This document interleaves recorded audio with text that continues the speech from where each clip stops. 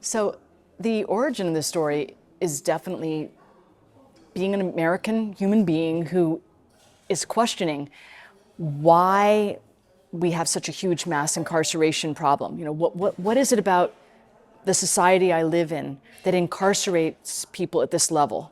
How do people get jammed up? What causes these numbers to swell and be so huge? But then there's the question that immediately follows from that is what happens when people come home from being incarcerated? And these were questions that I felt only could be discussed by a person who's living it, who's having this as their firsthand experience. And because I was interested in the topic, I was going to have to combine forces. I was going to have to meet somebody who also wanted to tell this, but from their personal side. I would be the note taker. I would be the person trying to help tell the story, but I would need people who are coming out to be the center focus and the first storytellers. And so that is the origin. And then finding a specific person. Research means that you go to a lot of meetings, you go to places, one thing leads to another. Someone says, oh, there's a program in New York where people can be trained when they come home, when they need to get some basic skills, or they need inspiration, or they need mentors.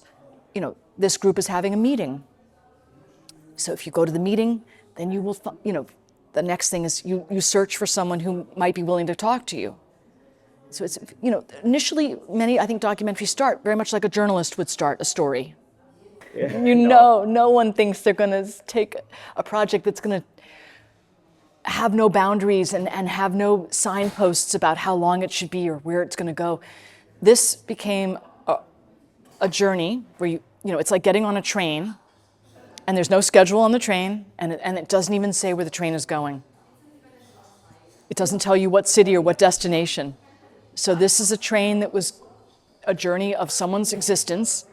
And I think he first put a boundary. He said, it's significant for me to be out 5 years. If I'm out 5 years, if I stay out of prison for 5 years, there's a very good chance I will never go back to prison. So I said, okay, let's get there.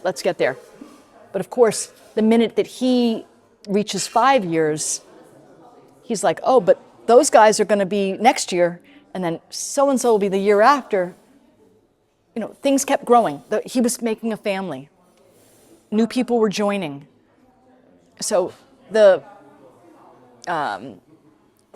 started to be a feeling like I was going to stay. Now I kind of understood I was staying for a while to see the story unfold, to see this group of people push their experiences forward. So someone said, we were listening to other filmmakers this week, and someone did say an interesting point. Another filmmaker said an interesting point, which is that if you know the beginning and the end so well, are you really observing real life? Or are you deciding exactly what your story is going to be and kind of imposing that? I'm not saying right or wrong, but I would say it takes a minute to know what the storylines are. People change a lot during a period of filming. People have new people enter their life, new significant loves. People, unfortunately, tragedies hit. People lose people close to them in a story. You can't know when you start a story the way fate is going to swirl around. Yeah. It certainly keeps your mind going all the time. You're like, what does this layer mean on top of this layer? And what are his choices? And how is he making them? So, when you don't know how another person's going to navigate on an uncharted territory, it is very suspenseful for the filmmaking process. People will surprise you constantly when you're filming. Yeah, it will surprise you as someone who's the chronicler, as someone who's taking the notes. The decisions they make, the changes they make in their own plan, the thoughts they have, it's going to always surprise you. You underestimate people sometimes. You think, oh, they can't open their mind. Uh-oh. This one it should be, they call it smoothie, but it's not. Whoa! And then a lot of backgrounds are very rich, you know, a wet street, you know, a foggy mountain, right?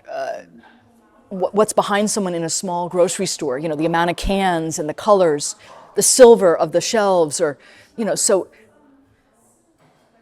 the minute you take a camera to the real world, you know, the world kisses the camera. It's over here, I'm beautiful.